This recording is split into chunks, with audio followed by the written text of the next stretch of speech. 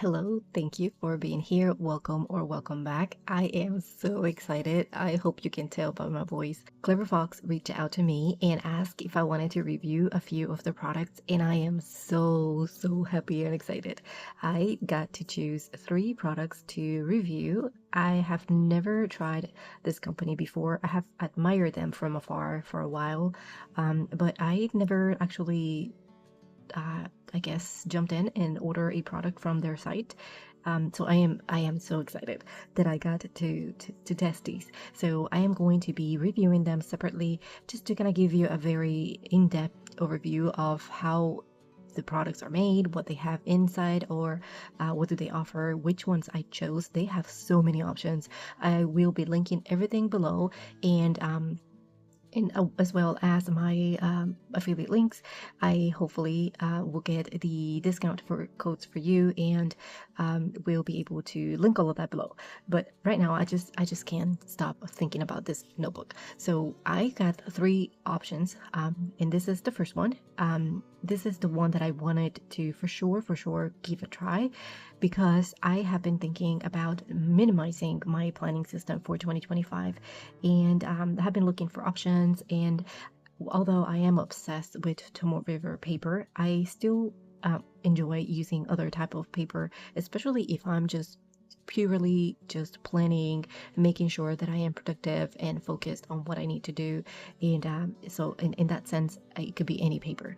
So as far as specs on this paper and notebook and sizing and all that stuff, it will be all linked below in case you're wondering. As far as sizing, I just want to compare it with my Hobonichi Weeks. This is what you see. This is a pocket size weekly notebook, or weekly planner actually. So from cleverfox, it has the entire year. So as you can see, it doesn't have a lot of note pages, I don't think, but it does have the monthlies and weeklies for you. And this is how it looks comparing it to the Hobonichi Weeks. It is a little wider, I guess. I don't know if you can tell that there, just a tiny bit wider, maybe half an inch wider, and thicker.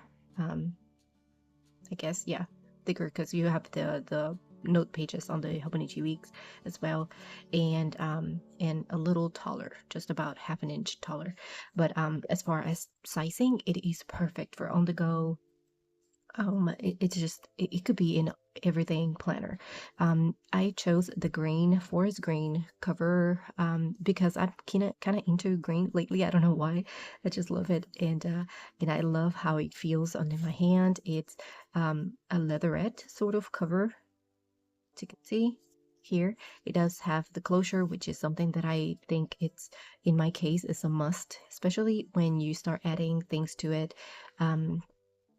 It can get chunky, and if you're holding like receipts and things in it, you want to make sure that they are secure in one place. So it has the elastic cover, and that's a plus for me. It also comes with a pen loop, which is amazing. Not a lot of planners come with a pen loop already in the actual cover, so it is sewn into the cover. Yeah. It does have as well 2 page markers, and yeah. So the paper is white, and it is a thicker paper than comparing it, I guess, to the Tomo River paper. If you have been here for a while, you know that I am obsessed with the Tomo River, and so yeah, everything that I touch right now is just, it's inevitable for me to compare it to the Tomo River paper. But still, like I said before, for on-the-go notes and markers, and just to feel a little bit more free and less stressed about which pens I use and how long I let it dry and all that stuff, it's the perfect kind of paper. So it does have some kind of grip to it. So here we got the beginning of the notebook, or the planner. It's called the cleverfox Weekly Planner. This is undated. You can start it whenever you want. It states that it's supposed to help you with productivity. So let me just get the actual wrapper. So we got the Pocket Planner Undated Weekly Planner, and it's super tiny, but I think it says achieve your goals and increase your productivity, passion, and happiness. I believe that's what it says on those tiny, tiny letters there. And then it has some icons there to highlight the areas that they are claiming this planner can help you with. And then we got some specs in the back here. It says by using the cleverfox, actually no, these are statements. So by using the cleverfox planner, you can stay focused on your goals, develop good habits, feel happier, increase productivity, and live a more fulfilling life. So it is claiming that if you use this planner, you can achieve all those things. And obviously, you don't need a planner to achieve all those things, but definitely it can help you to be mindful and work towards achieving all of those. So that's a plus for me. It is an undated 12-month planner. You have your space for important dates, goal trackers, habit trackers, goal setting for the year, goal breakdown and productivity, and prioritizing, sorry, gratitude and affirmation techniques, additional dotted pages for notes in the back. So I checked it out really, really quick. I don't think it has a lot of note pages, but just like many planners out there, they just include a few in the back just in case you want to take extra notes or reminders or have any other spreads that you might need to refer to throughout the year. So here you have your first cover or your first page where you have your title, and then it says if you found this, please be kind and return it to.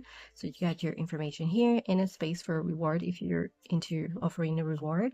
And then it starts you with a grateful spread. So a few prompts here to start the planner with a clear intentions and a good reflection, I guess. So it asks you to do an entry for what you're grateful for, your affirmations, what am I passionate about, what brings me joy in life, skills to learn and habits to adopt this year. So again, it's just like a good entry, a good practice actually that I do myself in my planners. I actually do this towards the end of the year where I reflect on how my year's been going and what I'm trying to bring more of into my life and what I'm trying to leave behind. So, and then it takes us to the goals. So I haven't really sat down to read through all of these, so so it has my goals. So I got 2 pages for my goals and life area, my top goals for the year, health, business, finance, personal. And then it has relation, family plan, and fun, actually, family, fun, and recreation and spiritual. So you've got 8 goals there to set for the year in different areas. So actually 8 areas, and then you have different lines on each. So you could just add 1 goal per line per area. So yeah, it gives you plenty of space. I will say that this is like a lot of goals for a year, but if you're separating them into areas, which I also do, especially let's say that for personal, it could be fitness, mindset, family time, gratitude, things like that go under personal. So yeah. So I guess in that sense, it's not that much. And then we get to the focus. So goal number 1. So you get to break down your goals. And let's see how many of these do we get though. So we got goal number 1, 2, 3, 4, and 5. And then you have an area for the actual goal. Why is it that you want it? And what is the reward that you will get if you achieve that goal? So you get 5 of these. An area for mind mapping, so a blank dotted grid page for your mind mapping on how you planning to achieve the goals. And that is pretty much it. So you get to focus on 5 of them. So you might set all of these areas as the ultimate goals for the year, but then you have 5 main ones that you focus on, I can assume. So yeah. Then you got important dates. So this is mainly what I will say the year overview, what you get in other planners where you have your entire year in like 2 pages.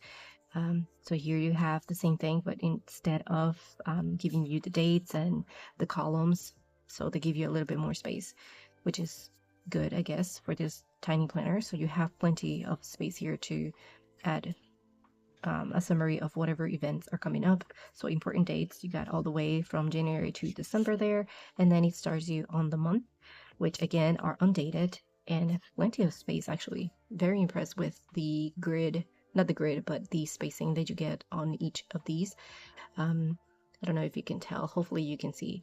So you got the monthly and you have a little circle there. It's very faint, so I guess it is up to you if you want to use that for the date or if you want to arrange it any other way, but you have like a little circle to add your date.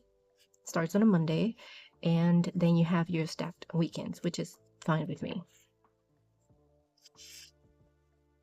So it looks like you have your monthlies together and towards the front of the planner. Let's see.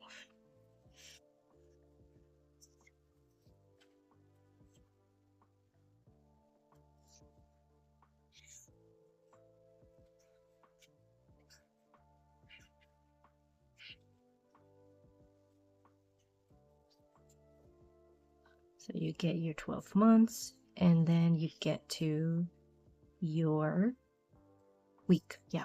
So this is the weekly setup. It's similar to what a Hobonichi weeks will be like. So you have your horizontal weekly on the left, and then on the right you have, instead of the grid or the blank page, then you have some kind of prompts, and then you do have an area for notes. So at the top you have the week's priorities, so an area to hone in into your focus for the week, which is something that I really like.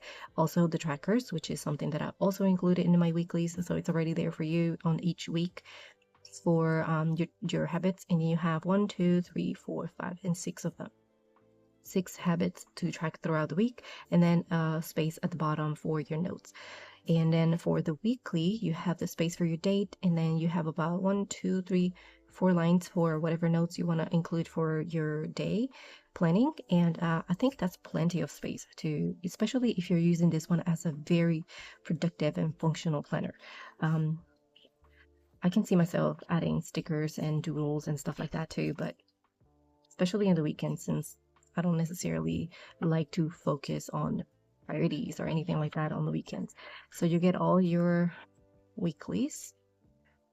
So it'll be 52 of these, since that's what we have in a year, especially this year? Yeah, we got 52 weeks in a year. And then this is your last week. This is how the weekly chunk will look like. I guess it's not that bad. It's the majority of the planner. And then we get to the last part, which takes us to the blank pages towards the back. And we've got well, we got 2. That's all we got.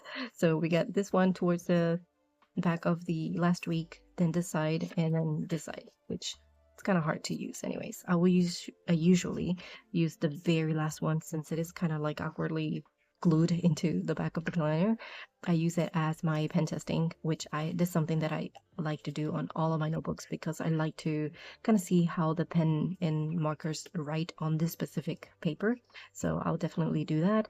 And then we get the page markers, and I thought it was 2, but we had 3 actually, which is great. So we got 3 of these. They're super soft, much more much better quality than the Hobonichi weeks that we get, even though, yeah, it's a very expensive planner, but I think they could do better. So we got 3 of those, and then we get the little stickers that we got with these, which I haven't really seen. We got a warranty card, a no hassle refund, no questions asked, and 60. This is neat. So we got this, just in case there's something wrong with, I don't know, binding, we're not happy with something about the planner, we can reach out to them, and I'm sure they will find a way to make it right. And then we get these 3 sticker sheets, which are lovely. And I'm not sure that, I can't really, I don't know if these are the color palette, it's combined with the actual cover that you get, and depending on the color you get, it's the sticker sheets that you get. Do not quote me on that. I can just assume, because they look very good with this color. So we got 3 of them. We got flags with just little flags and highlighters for appointments, reassurance. You can do this ASAP, review today. That's awesome. I love that the colors are muted and are more natural, more with the forest green that I want. Then we have some quotes in here and some icons. And then we have appointment reminders and yeah. These are great. I love the colors of these. So I will definitely be using those. And I like to keep the wrapper of the notebook with me in the bag. I have been trying to do that lately with all my notebooks because it has important information, especially about like what's inside the planner, the sizing and all of that stuff. And sometimes I just like to refer that back to that, so it's easy to grab it if it's back there. So yeah, I just oh my god, I am in love with this one. I am tempted to start using it right now, especially with the One Book July challenge that's coming up. Yeah, but I'm not sure. I do have plenty of planners already that I use, but definitely want to keep in your radar if you're into looking for something small, pocket, size friendly, and it's something truly that has everything that you might need for a productive weekly planning and monthly planning, actually for the entire year. So I hope that this review and overview helps you in some way in your decision and your shopping and your ideas brainstorming for planning systems coming up. Again, this one is undated, so you can start using it whenever.